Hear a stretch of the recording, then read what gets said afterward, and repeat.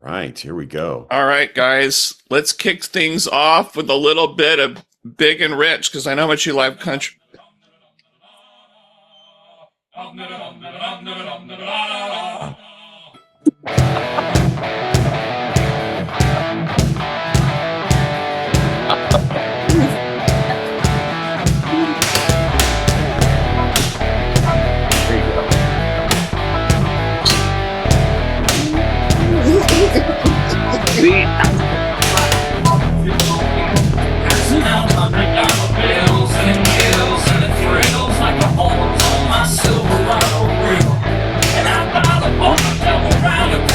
Everybody's getting down in this town. Ain't never gonna be the same. You guys don't know this song? No, I know. To ride a cowboy or whatever, right? We're almost there. Down Broadway, my old four-lead boy. And the girls say, sing the horse, ride a cowboy.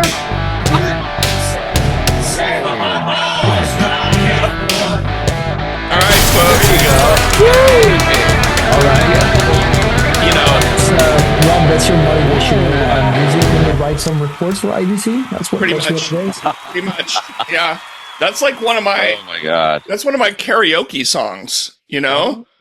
Really? Like I know each of you has your little repertoire of karaoke songs that you carry with you everywhere, and so Save a Horse, Ride a Cowboy is definitely one of mine, as well as Creep by Radiohead. Classic. Right. And just FYI for folks who are thinking about singing Creep for karaoke, once you sing it, you will not be able to sing anything else the rest of the night. Because if you remember the end of the song, your vocal cords will explode. Yeah. So Or people just won't hand you the mic back. Yeah, that's true. Right. Or the cut off. if you That's screw the it other up. thing. Yeah, they'll say, okay, that's enough for you. Yeah. You had too much to drink. Yeah, clearly. Did you ever see, Leonard, or any of you, all right, so you always had American Idol and all these shows. Did you ever see something called Rockstar Supernova or Rockstar In Excess? No. No. Right. There was many years ago. I think they were like, when some of the networks were doing like summertime shows, like summer only. Okay.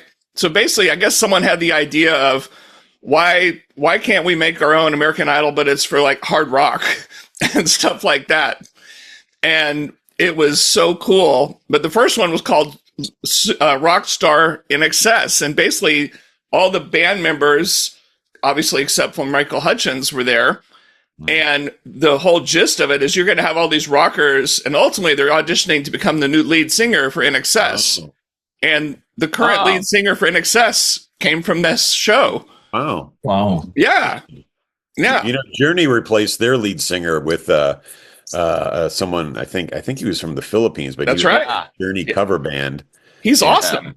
and they were like, he's probably better than the Steve Perry. He's a Well, no, He's a ringer. He's really good. He's really good.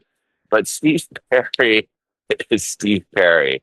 I don't think there's many people who can do Steve Perry at his prime.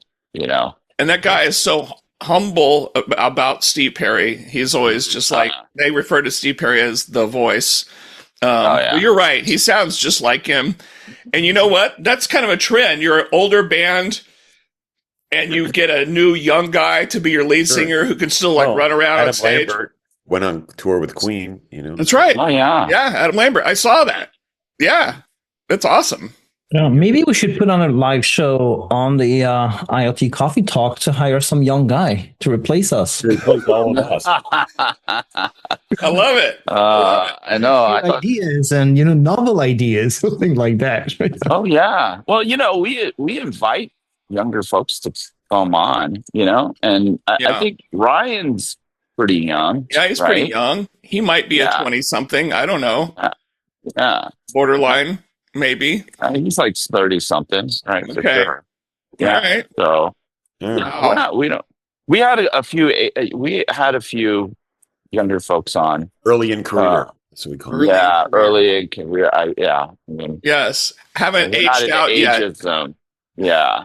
But they're always invited. We have an open invitation to all young people out there who want to haven't yet come on. And, haven't yet hit that trigger in HR at their company yet, where they're like, "Oh, it's time to have that talk."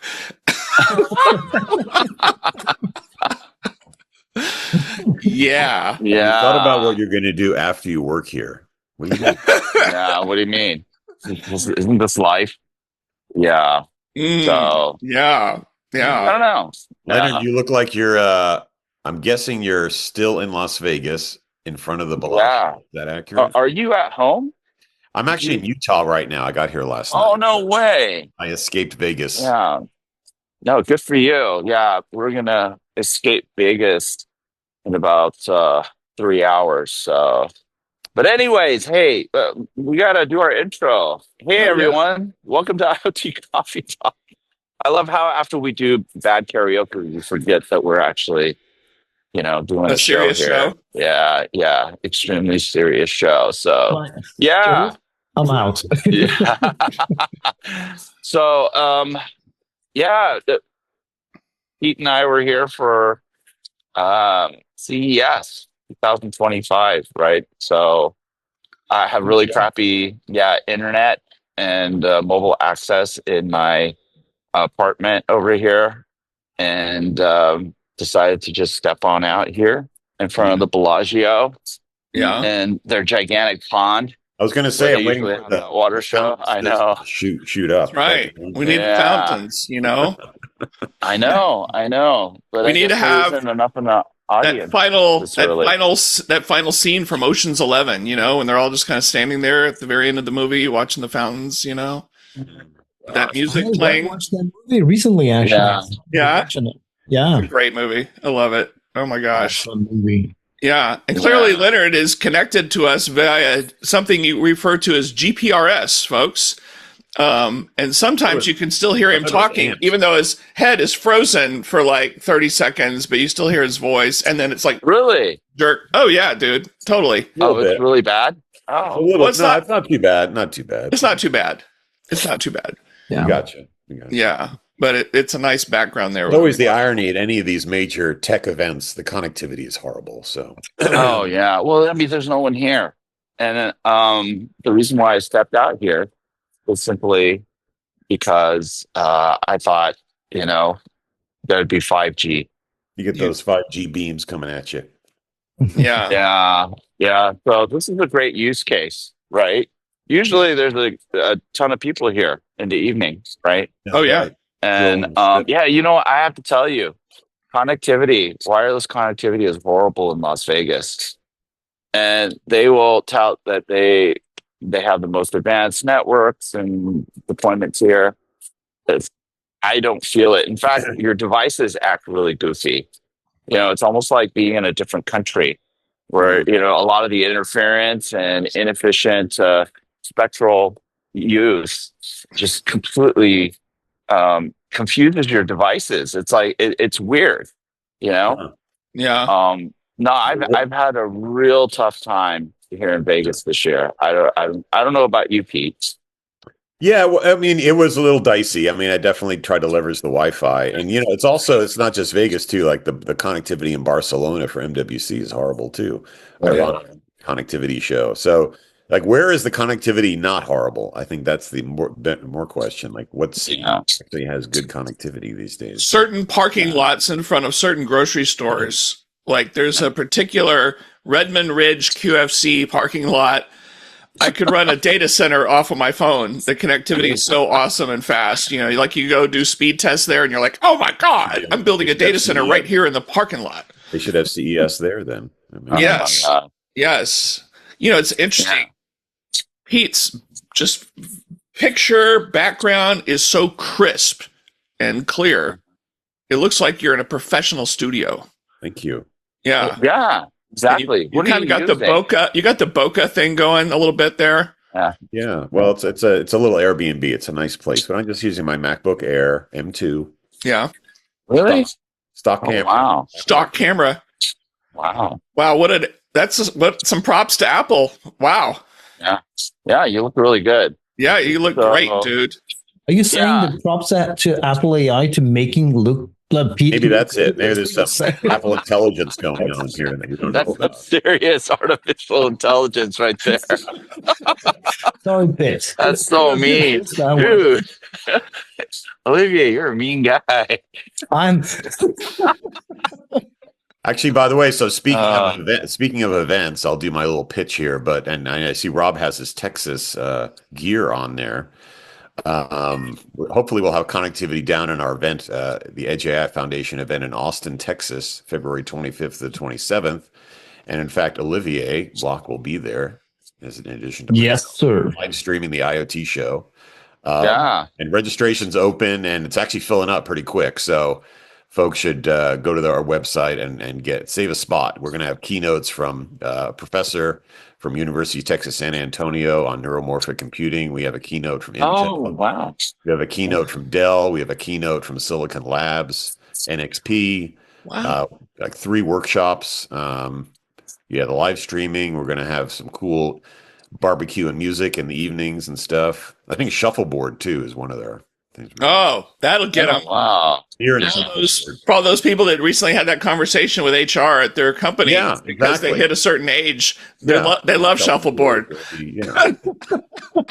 Exercises. But anyway, so people should go to our website, register. We're going to have a bunch of academia there, industry folks, students. There's a huge student discount. It's like practically free. We actually have travel grants too, if you want to apply for a travel grant. So anyway, just a short pitch. I saw the Texas stuff there, and it reminded me of. What were those dates again? February what? February 25th to the 27th. All right. Hopefully, we'll have good connectivity. I will double check. I hope so, Pete. Otherwise, the live stream will not go so well. We will need very good connectivity. And so those dates are pushing right up against people getting on airplanes to go to Barca, isn't it? That's true. But it's kind of on the way. So as I was telling Leonard, San Diego, Austin, Barcelona, it's a one continuum, just hang over in Austin for a couple of days before you hit Barcelona, And so you said the 27th and 28th? 25th to the 27th. 25th through the 27th. Okay. All right. And He's checking his calendar. I'll be going to Barcelona. We have IoT Stars night there. Oh, yeah. And the week after, it's Embedded World in Nuremberg. Oh my God. Are you going to be there too? Yes, I will. Oh my gosh. Wow. Dude. Yeah, I'll be in Embedded World. Also. I can't handle that. You guys are in fuego. Wow. I'm missing Barcelona this year, thankfully. So yeah. I have to be there. So you have to be there. Yeah. And Leonard, I think I'm going to be there in Barcelona, but the event is too expensive for me to go to, and they don't want me as a press guy because that's not my main activity. So they're just like, nope. Did you type in all the stuff trying to prove that you were a press guy? Yeah, I did, and they didn't believe you. Your main activity is not press, is not. And I was like, it's fair. It's not. I'm not doing journalism. That's my side gig. Sure. So, that's pretty fair. Set up a little stand outside the entrance where you can live stream and just hot dogs and stuff. Yeah. I'll enjoy Barcelona with friends. Live streaming of the IoT show from IoT Stars during the night. Exactly. And that's it. It'll be good. When I think of the front of Fira Gran Via, I have flashbacks to during COVID or a little after COVID, like first year back, and they were making everybody wear masks. And the mask that you brought with you was certainly not good enough. And so they made everybody get in another line out front to go to this tent to get the really hardcore. What were those called? The N95. Yeah. And you had to pay for them, of course. But yeah, they were checking everybody, and you had to have their official N95 mask to walk into Fira Gran Via. Oh yeah. That was pretty crazy. Well, I can confirm that at CES, I don't know if they had. I think they had 138,000 people last year. It felt like they had more this year, and there were germs flying all over the place. So I'm sure. Crowded, and people were talking and yelling. I went to a dinner one night, a Hackster dinner, which was great. I really appreciated it. At the Golden Steer, and it was a room full of people. It was so loud, like my Apple Watch sent me a little notification, like it's too loud here. It's like I reached like the 90 decibel level. I will sound mean, but that's is Apple AI just like dealing with the thresholds based on your age as well? Maybe they're like, hey, what are you doing out so threshold late? is lower. It's after your bedtime. I'm sure that your Samsung Ultra watch has that It's the same same thing. feature. I'm Yeah. sure. Yeah. Now they have like how they call that, the Samsung AI, like Home AI, whatever. Like they announced at Well, CES, and that actually yes. is a good segue. Like talking seriously, Pete, Leonard, what did you hear about at CES that really you know what? I've never been at CES. Really? Never. And my reason is because I am too easily distracted by the new shiny object that then I realize is totally useless and I will never use or whatever. Yeah. So it's like, don't spend your money on tons of things by just not going to the store. So but like anything you think is actually relevant besides all the gimmicks and funny things? Well, I'll let Leonard go first because he's done a professional analysis. Oh, man. No, you know what? We actually cut like a episode or like a special live episode at a bar here at the Bellagio. Right. Was it last night? Last night. And I noticed that I did like a shit ton of talking. So I'll let Pete go first. Dude, I apologize. Well, I would say, first of all, the thing I about had that CES, old fashioned, there was no stopping me. Yeah, that's true. That was some good whiskey. But the thing about CES, right? It's like everything that runs on electricity. That's what the show's about. And it's like, but the thing is, it's a very high density show, right? So it's like everybody's there, and so you can meet everyone there face to face over several days on whatever your topic is. And so for me, I was there for Edge AI Foundation. I met with a bunch of existing partners, saw some cool behind the scenes demos, a lot of NDA demos of new stuff that's happening. And I also met with a bunch of new partners and new potential partners that are joining the organization. Nice. So for me, I had that kind of Edge AI slant. I was looking at, where it's being deployed, where it's really being used. And I thought the show for me felt, and this is not a negative, but it felt incremental. It felt incremental. It felt like a lot of the prototypes were becoming more deployed. And there was more real stuff out there. And you were seeing Edge AI, being deployed as sort of a standard practice. It's like, well, of course, we have, this ability for these vacuums to do this, and we have the ability to measure this, and we have the ability to. So it was pretty much almost like ubiquitous, it felt like, which is great. So the technology is maturing, at least this sensor-based AI. And then you've got all this other kind of agentic stuff that's still a little bit fuzzy and wuzzy. And that's still, obviously cooking. But I think on the sensor-based or AI stuff, there was a lot of really cool deployment in real solutions, which made a lot of sense. That's great. Wow.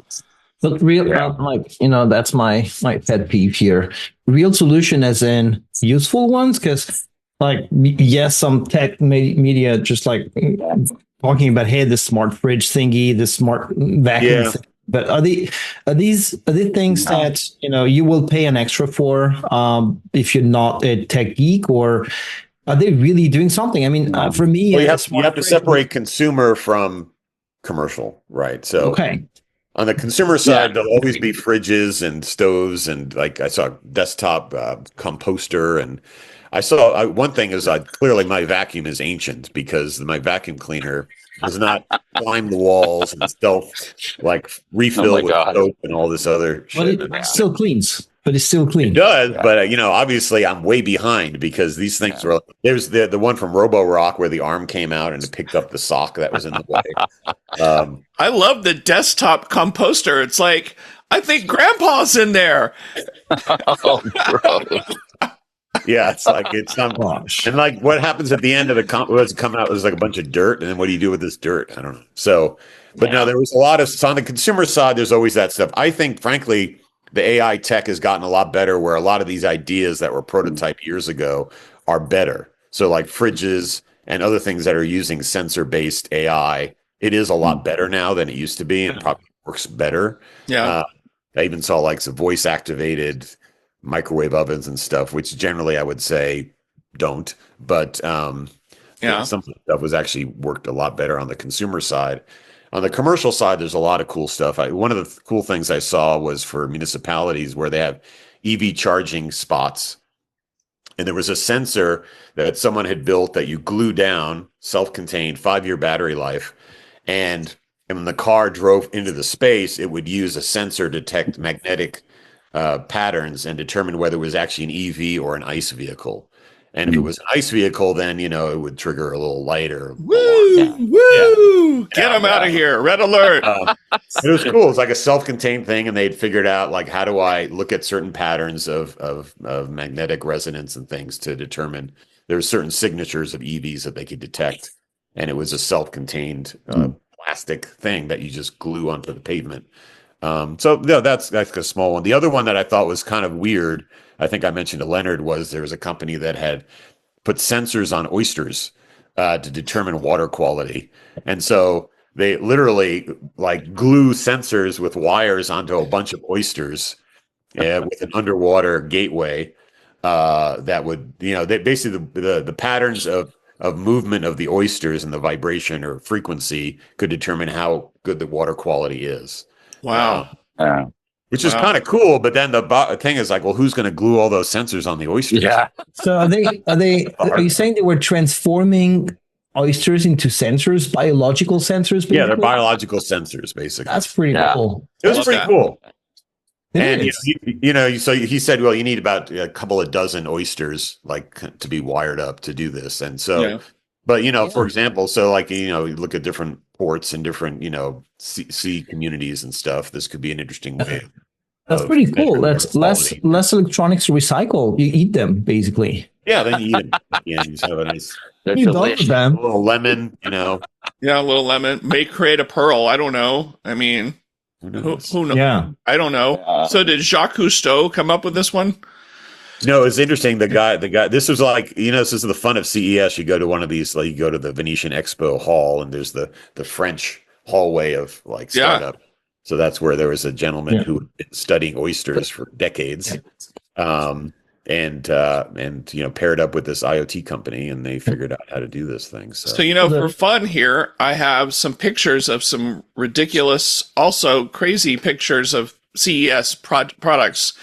I'm going to just share my screen really fast, and you can see the silliness of some of these. And while you're sharing, Rob, so oysters, French guy in me says like stop the lemon, use red wine vinegar and shallots. Okay. Try that instead of lemon. That's way better. Oh, that's good. Yeah. Listen to your maitre d', Olivier. Kidding.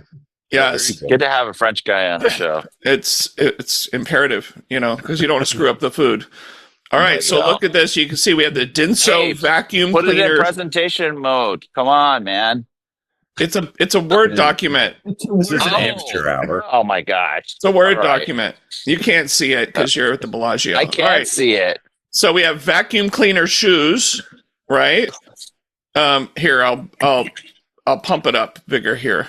There you go. Thank you. And so when you walk around, it vacuums dirt and stuff as you're kind of shuffling across the floor. So there's a innovation for CES. And they're good-looking shoes too, for sure. Yeah, and it's on the dog food though. Yeah. Oh, yeah. Is that by Denso? Okay, that explains it. All right. And then coming up next, we have Hush Me. And so this is for people who are working like in a open bay, kind of beyond cubicles, kind of like what they did at Microsoft when they took away offices from everyone and just put everybody out there. Like you're working at the news desk or something and you're trying to have calls. This will hush people and mute them while they're on their calls. And anyway, and it's really attractive. Makes perfect sense. Yeah. Also, I think they Also, could have used that in Barcelona after COVID too. Maybe. yes. Yeah, the good sign with Ashmi, that means we will still have human beings talking on the phone. It's not going to be AIs on, these huge open spaces. This could be still people cheaper than AI, I guess, to operate. Yeah. People sometimes are cheaper than AI. There you go. Call centers are still a thing. Power to the people. You've probably seen this one before. This is not brand new. Dyson Zone air purifying headphones. And so you've got your music, and then we're going to have a personal air filter in front of your face, your mouth and nose. Yeah. to I don't know what came up with that product. That's crazy. I think That the is person kind of- using it looks very disturbed, looks very angry and upset. Oh yeah. Oh yeah. But maybe that's the right thing to have at CES when you're walking in that dense group of people, have that filtering. I don't know. All right, let's move along here. We only have a couple more. The Pepe pet dryer. Perfect. Yeah. Oh my gosh. If your pet kind of got out wet maybe jumped in the lake, or you're out in the rain and you don't want to dry them off with a towel, you just put them in this cube, and then hot air blows on them while they're in their prison inside a hot cube for 25 minutes to dry off your dog or cat. Ooh, I'm sure they love this. I'm sure pets would love this. Looks more like a microwave. I know. I was going to say, like, any popcorn in you have that? the microwave Yeah. for when you're done with it. Gosh. Oh my God. And then the last one I've got is Happy Fork. And so this is for people who, they eat too fast, and your stomach doesn't know you're full yet. And so you just keep eating. And so this thing vibrates to try to slow you down and to quit eating so fast. And so, Does it, and if you keep eating while it's still vibrating, does it like give you a little jolt? Shock. A little shock? It's like, that's coming in the next service pack. Yeah. service pack. Yeah. That's remarkable. Well, see, I have no idea where you got these things. That's pretty amazing. These I remember are that. Tell you, man. I think I saw that. You one found your niche. years ago. these are some of the greatest hits from CES, so some of our past CESs, yeah. Oh, really? There's a lot of silly things out there. Back to Olivier, it's like, is there real Really? value to these things? Well, Or is it it's like just- it's like proof that not all innovation is great innovation, right? Right. Or innovation with purpose. Yeah. I would say, by the way, probably the coolest consumer booth I saw was the Luxottica booth. I don't know, Leonard, if you got a chance to see that in the Venetian, but so they make the Ray-Ban Meta glasses, and amazing tech, new glasses, headphones built in. Just the R&D they're doing at Luxottica is so impressive. I mean, oh, wow. it looks like just standard glasses, but just the amount of tech that's being put into these things. I think that's going to be, the next 5 years, kind of everyone's going to be thinking about, if you're going to get new glasses, why not get glasses that also have some more, like phones and things like that. And then you're seeing those paired up with, language models to interpret what they're seeing. So we saw a lot of like generative AI language models paired up with image sensors to say, I am seeing this. Like, it's not just a person, but here's a person wearing a suit, or I'm looking at this food, whatever. And, for people that are visually impaired or other impairments, or just want to know more about what's happening, this combination of generative AI transformer models plus image sensing or any kind of sensing is kind of an interesting trend. Yeah. Yeah. I mean, there's a lot of nuances to all this stuff that doesn't necessarily bubble up to the surface. So, yeah. And this is the thing about CES this year. It was incremental, but the hype wasn't, right? And I think that's where everyone gets the sense that there's velocity. But you know what? To the point that Rob made, a lot of this stuff, it looks like we're going forward really quickly, and then things go backwards very quickly. So the smart home, for instance, everyone's talking about smart homes again. And when you look at how far we've come, it doesn't look like we've come that far since like 2000, I would say 17. You know what I'm saying? And these are the things that you notice coming here and getting this wide, broad view of how things are progressing across the board. And yeah, AI, everybody wants to get really excited about AI, these transformer models and, all this, generative and agentic stuff. But, a lot of these things have been there before, the building blocks. People just don't know about this stuff. Kind of like, these people who think that, when Jensen Huang jumped on stage with a big old GPU shield that, oh, hey, NVIDIA just introduced the new wafer scale GPU, right? I was like, no, that's not it. Number one, wafers don't get that big. it's just people just go nuts over things that they don't understand and didn't really do their homework on. So, like, I obviously am not an analyst of the headlines. He's not an analyst, folks. Stop giving him money. He's not an analyst. Yes, I'm much more than that. That's true, Rob. Thank you. Ooh, touch the nerve. I'm sorry. No. I actually, maybe he's pointing out that I've graduated from analyst, and I might concur with him. But it's not really a healthy thing, because you do bump into companies that are doing really interesting things and are in a very beneficial way, sort of moving things along that incremental curve, and they get no attention. And so this whole sucking it up of the oxygen type of stuff that happens with the hype, you really see the dynamic and the impact that it has. But I think what AI is going to prove itself in all the, sort of hype forms that it gets represented as here at CES. It's going to be proven to be very ancillary, as it always has been. It's an augmenting technology, even though people want to make it a core thing. It isn't. Even in IoT, right? When you look at the systems that are enabled by IoT and this whole notion of AIoT, it's still, it's that ancillary bit, especially, across the edge. And when it gets into the cloud, I mean, that's like business analytics, and maybe you can do some orchestration and decision making, but it becomes an augmenting factor in things that already exist, that have done like 90% of what you want it to do. You know what I'm saying? It's not going to get you to another 200-300% capability. It's going to close that gap between 90% and 95%. Right. But beyond capabilities, and I think there's a lot of new scenarios that are opened up, like AI, especially edge AI, and I think Pete's focus and others' focus is important, because you think about AI at the edge.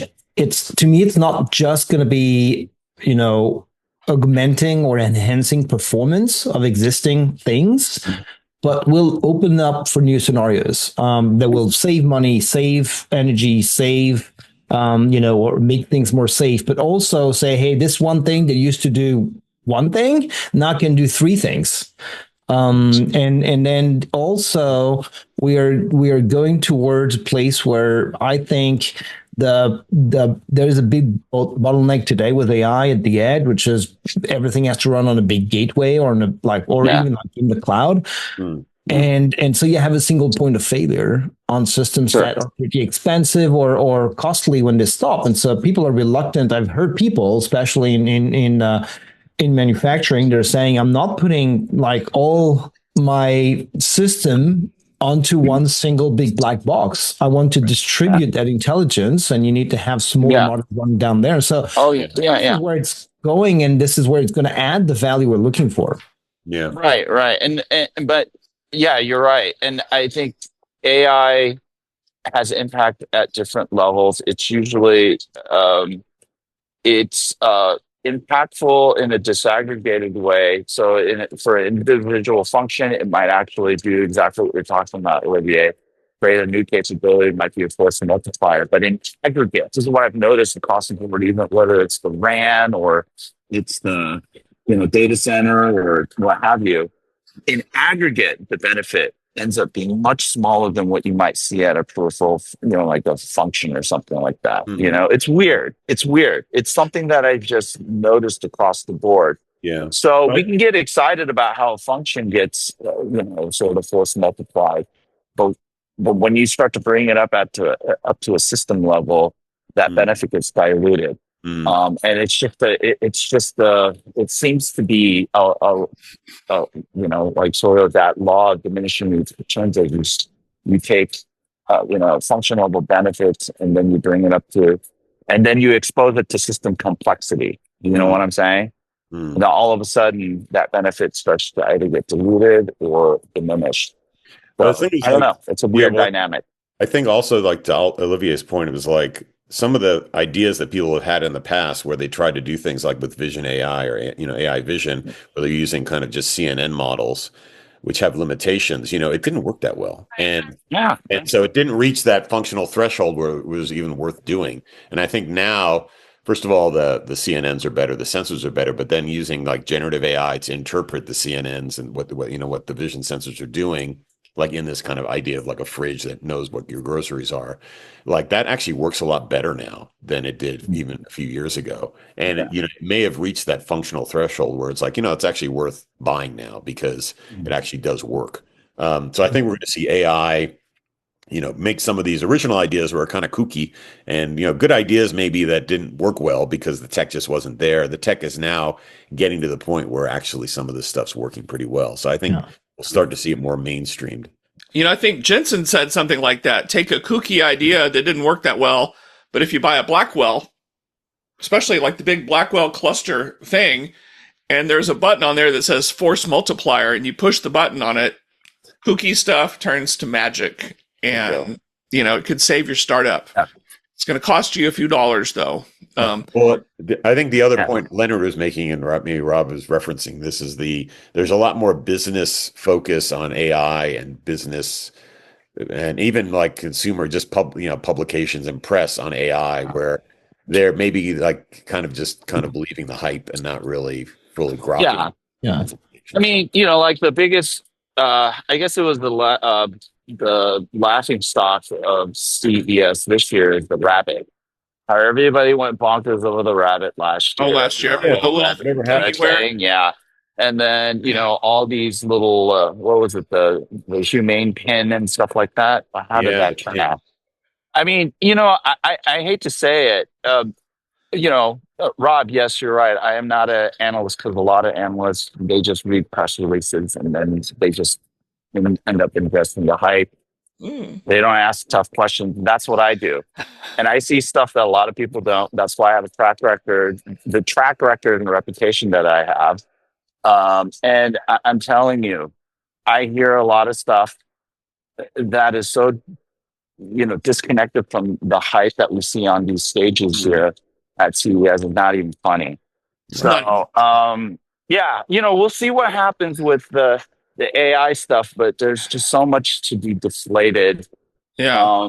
I mean, if you're into sex industry and you like sex robots, I guess, there's been some pretty nice advancements there. There's one stand that got a lot of attention in the IoT. I didn't notice that one. Hall. All right. I didn't go to I dropped I spoke to a couple of friends. That was like the first thing they showed me. I'm like, okay, well, I guess that makes a lot of sense.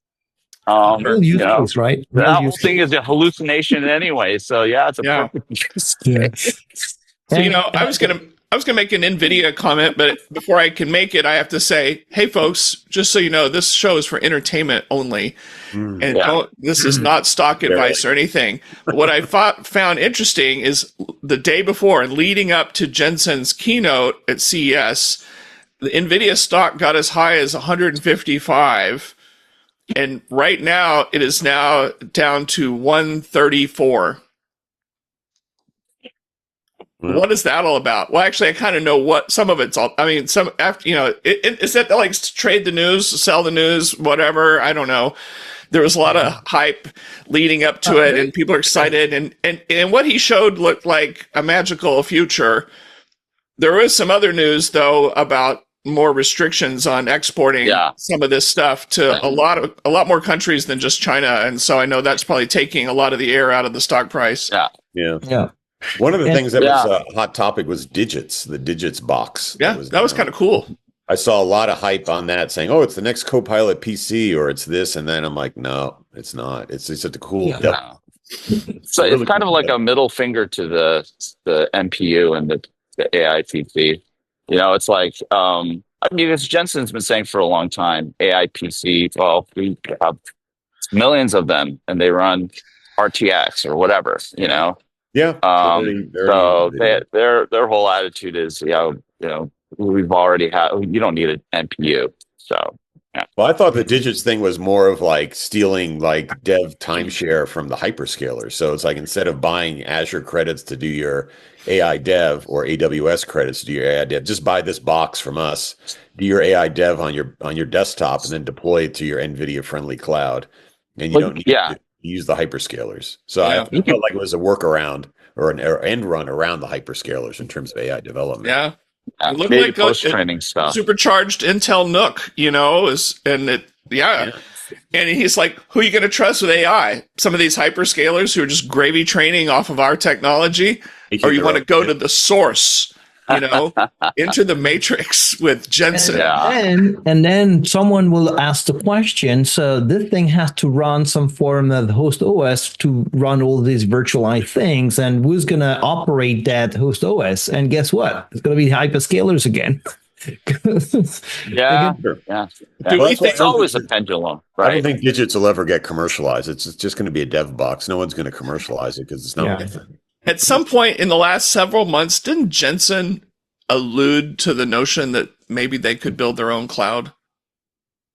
Well, they already power have by one. proxy, right? I mean, but like really build a cloud. So maybe they have a Trojan horse in all the GPUs they sold to the hyperscalers, and so they're going to take over all the data centers from AWS and Azure and Google because they're already there, right? So the high margin workloads will run on NVIDIA. Yeah. And, right. But look at CoreWeave, look at Vulture. I mean, some of these folks, they're really into NVIDIA, and that's kind of their route to market in addition to the hyperscalers too. So. There is no such thing as a high margin workload. All of it loses money. I mean, come on, guys. This is why Excel. I don't know. Copilot at $30 honestly, a month. That's got to be some margin in there.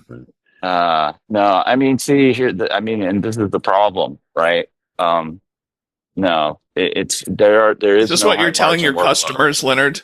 No, there's no such thing as a high margin workload. That's a pretty wide blanket statement there, bro. There is no. I mean, but that's the misconception. I mean, and also we should all just quit. Maybe people should. Here's the thing: there's two different types of mainstream uses of generative AI supercomputing. One is what we see through the hyperscalers, right? Hyperscalers meaning the Metas, the Amazons, okay, not AWS, Amazons that we see with Google. These guys, and Apple actually is a hyperscaler. They're going to be using their own custom silicon to completely reduce the cost of something that is literally just cost. Right. It's not a creative to margins at all. It's all cost. And then you have the guys that are model building that are running off of NVIDIA GPUs. They're not making money off any of that stuff either. That's all cost. So, when we talk about margin, we have to be very clear about what we're talking about here. And you look at across all this Gen AI supercomputing applications out there, most of those are factors in cost in a business, right? And so these are like the fundamental misconceptions about what's happening right now.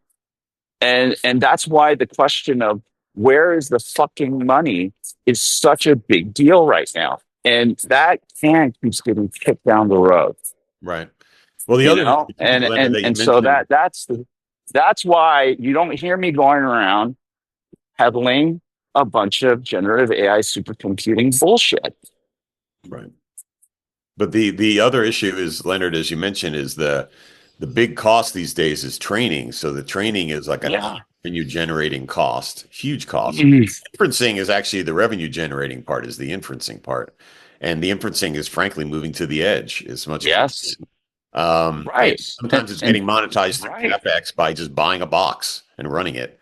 And so the hyperscalers are eating it by training this stuff on the cloud, and then the inferencing is happening. I mean, come on, man. You got like guys like Elon and even Jensen getting up on stage and say, where's the, who's going to make money and all this stuff? And they don't really have a great answer. In fact, some of them, a lot of them just say, I don't know, people will figure it out. Like, that's not the biggest Just collect iPhones. shit. Jensen did talk about inferencing importance with this notion of physical AI.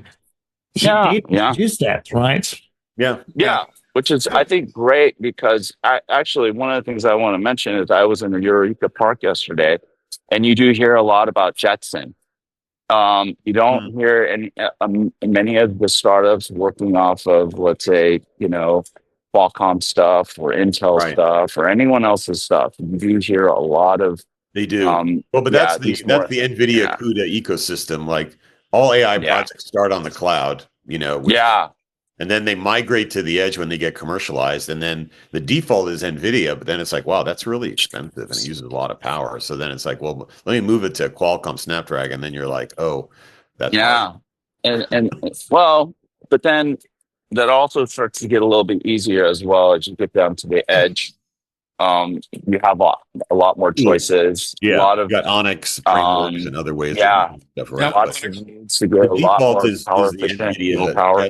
Yeah, but it's expensive and it's not necessarily a commercialized, the way you want to commercialize. Yeah, but for more of these, like let's say advanced robotic systems and products, it's basically going to capture.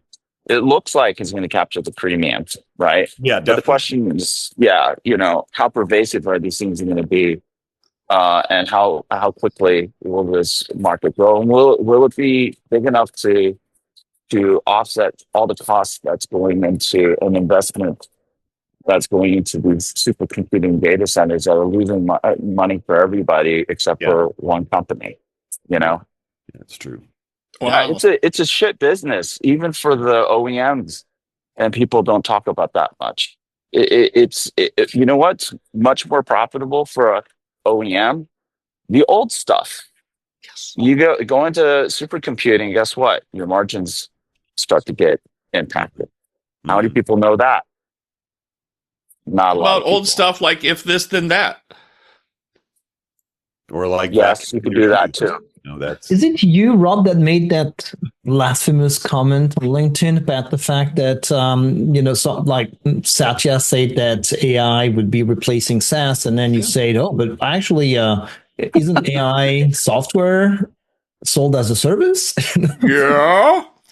It turns out lots of people out there in the internets aren't that smart. And most people are just sheep, as my wife reminds me. Most people are sheep, and they just kind of go with whatever they're told. Lots of semi-smart people parrot things that they hear from other semi-smart people, and then pretty soon they're all saying it. Like by mid last summer, every CEO was saying agentic AI, agentic AI. Like they don't even know what they're saying, but they're saying. But yeah, so Satya is saying SaaS is dead. And then you're right. I was like, well, what do you think you're doing when you're interacting using Claude to talk to Anthropic or ChatGPT to talk to OpenAPI? Oh, it's a SaaS offering. You're paying a subscription and there's an API and magic's happening. It's an evolution of, it's a new name. It's an evolution. Yeah. Yes, like AI is a set of technologies that are about like smart software. It's like the enhancements of software through new techniques, new methods, new hardware. Right. It's an evolution, and maybe that's where the hype is becoming. People are realizing that the progress is iterative because it's the same thing. It's just the same thing that's evolving. Yeah, like the blog. Better. The new old thing or whatever. So even when we go to full agentic AI, Olivier are working on that software right now. I think we're going to have a MVP out by Monday of our agentic AI platform that we wrote in Visual Basic. Over the weekend. But and so people are like, well, SaaS is about seat licenses and people paying whatever and that kind of thing. I was like, think about it. You're going to build this agent. So imagine a background process spinning up a thread and it's alive and it's like probably in a while loop or something looking for what to do. And it's got instructions of how it's supposed to behave. Because remember, it's your new employee, as we've heard. And it's going to come on. You're going to onboard your new agent employee. And then you're going to have tasks. This employee does whatever job and it's going to interface with people. But the agent itself doesn't necessarily have an LLM and all that knowledge in the agent. Just like all software, you have dependencies in order to get services to do things for you. And so those agents are going to all be spinning up at your company, and they're going to use a SaaS connection to an LLM somewhere for the magic to happen, or even an SLM or LBM, or I don't know. Anyway, I'm just making up stuff here. They'll be talking to thousands of APIs to accomplish your task. When I say I need my agent to book my hotel and flight and reservations, everything, how do you think that's going to happen? It's going to happen via APIs to talk to the restaurant and talk to all these things. And then the LLM for the magic, it's going to probably have some kind of local storage and stuff to kind of help its instruction. And guess what? All those API calls, everybody's got their hand out. Everybody's going to get paid. And so it's going to pay a quarter of a penny to book your restaurant at the hotel, all that kind of stuff in the LLM. So the seat license, the agent is the per seat thing. The agent is incurring the cost. And then by default, whoever owns the agents is obviously going to get a bill in the mail. But SaaS is not going away.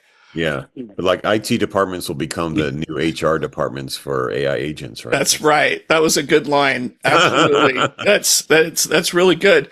And so people were questioning me, and the example I said, well, maybe a lot of SaaS won't be as public as you see it, like Salesforce.com or something. It'll be invisible SaaS in the background, just like when COVID happened.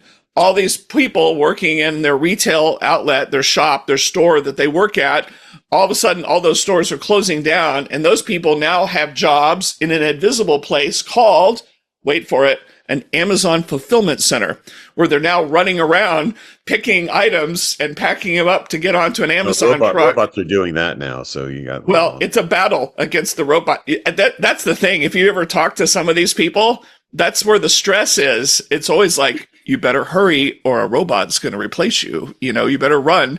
You've always heard stories about the poor people working in their fulfillments. They're like running the whole time and can't take a break to go to the bathroom or have lunch or anything like that. Same with the drivers. And so the stress is incredible. But yeah, and so SaaS will be invisible mostly. There'll still be public SaaS things, but there'll be lots of invisible things. Everybody's got to get paid. It's just APIs. APIs still connect the world over, and it's not like we're deprecating networks because of AI. You still have to have, there's that baseline of stuff, that stack you need of plumbing that you have to have for all this stuff to work. So there you have it, folks. The thing that has gotten confused that SaaS is just the business model. Talk to me. Why is Siri asking me what's my parents' name?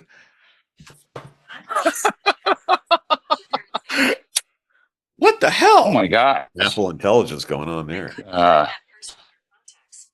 Oh my God. Are they really listening to guys, us? I gotta take off. Is there a lawsuit about this? I think so. Yikes. All right. See you guys. All right. Hey, see you, Leonard.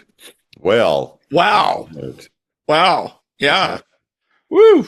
All right. I tell you, I do think the best advertisement, though, for Apple MacBook Pros or whatever is, are you using a special microphone, Pete? Or are you just talking? I got standard stock mic. You're just talking to the laptop.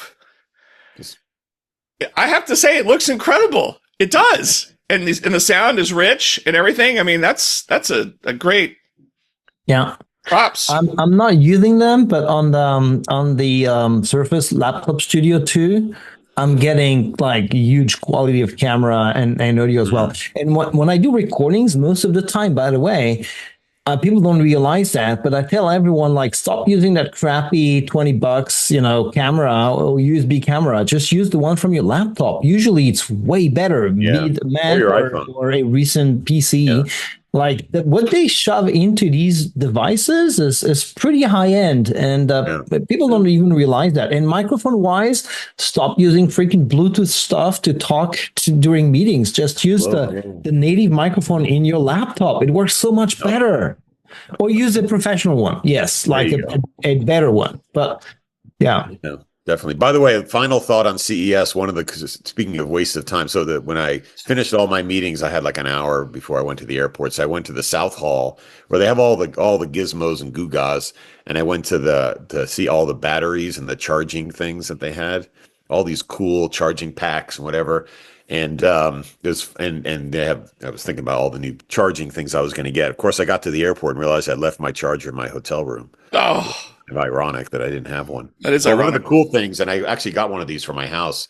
They have these giant batteries now that you can get on wheels. It almost looks like a cooler with a handle on it, and these huge batteries. So in case of a power outage, you can plug all these things in, and then you can also plug like external batteries into that. You can plug solar panels into it, and so there were a lot of companies out there with these power solutions. These pretty cool stuff like gallium arsenide and all that kind of the new tech. For really high performance batteries. So that's cool. It's a pretty cool thing. No shortage of companies competing on that. So the prices are pretty aggressive, but you look at Anker, ANKER. Yeah. Those are great guys. Incredible stuff they had. Incredible. Yeah. So, I feel regarding this like energy harvesting and storage, I have the feeling that I'm on this position of like hold before buying because things are evolving so fast and I'm not convinced or sure like solid state batteries are coming. You have this notion of, using other energy sources that would be green, and I'm just like, okay, should I invest now or hold on to invest? Because I was tempted during the last, windstorm over here to invest in the huge battery, like you were mentioning. That's one that stacks up and you can add new units and hook up to a solar panel. And I was like, is it time? Is it ready? Yeah. Well, mine was I got it for half price on Black Friday, so that was my trigger to go for it. and when I saw this series of funny videos about the Enron egg, I don't know if you saw these ones.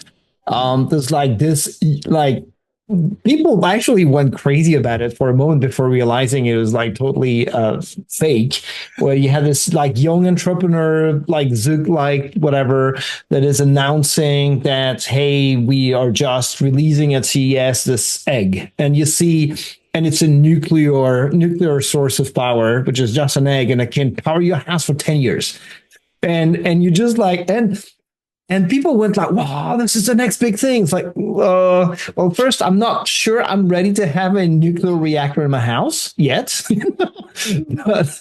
but the promise of such a, independent source of power that will, I think this is a joke, but this is half a joke because we're going to get there with the battery evolution the grid and infrastructure is not good, and people are the ability to have your own power sources and be more independent of the grid is becoming a reality for a lot of folks. So absolutely, a little bit of that at CES. A lot of battery power technology is becoming much more consumer mainstream. That's awesome. That's good stuff. All right. Well, actually, they made a full website. Oh, really? The whole thing is fake? .com. And the nuclear egg. That one is crazy. Somehow they were given rights by the government to get some uranium and go ahead and do that, I don't know. Sure. I definitely invite people to go check out that website. Maybe it's true. Maybe it's not a joke. It's true, folks. Yeah. Gosh. Ooh, wouldn't that be cool? All right, folks. Yeah. Well, all our semiconductor stocks across the board are dropping like a rock right now. AMD, Intel, so maybe it's a buying opportunity. I don't know. Back up the truck, buy the dip, right? I didn't say that out loud. This is entertainment only. Yeah. Entertainment only, folks. Don't listen to Rob. We are not, definitely don't listen to Rob. This is not Jim Cramer talking to you, back up the truck, buy. All right. Thanks for joining us, everybody, on this episode of IoT Coffee Talk. It's been a lot of fun. It's kind of a CES edition, which we do. We always have our intrepid reporters, reporting live from all these events around the world. You don't get this from anywhere else, right? No, you don't. And so thanks for being here. Make sure to donate to elevate our kids. Go to elevateourkids.org, donate some money, help these kids. You know, we're going to bridge that digital divide. We're going to get computers and connectivity to kids in underserved, under-resourced, that's a big word, communities. And also, there is now merch, not just our merch, IoT Coffee Talk merch. There is Elevate Our Kids merch that you can get. Shirts, hoodies, that stuff like that. Why go to Amazon when you could go to Etsy? Huh? No? You know? Yeah, small business. Support small business. business. I'm a fan. Yeah. I'm a fan. Anyway, thanks for hanging out with us, and we will see you next week. Thank you. Adios. Bye. Save a horse, ride a cowboy, as they say.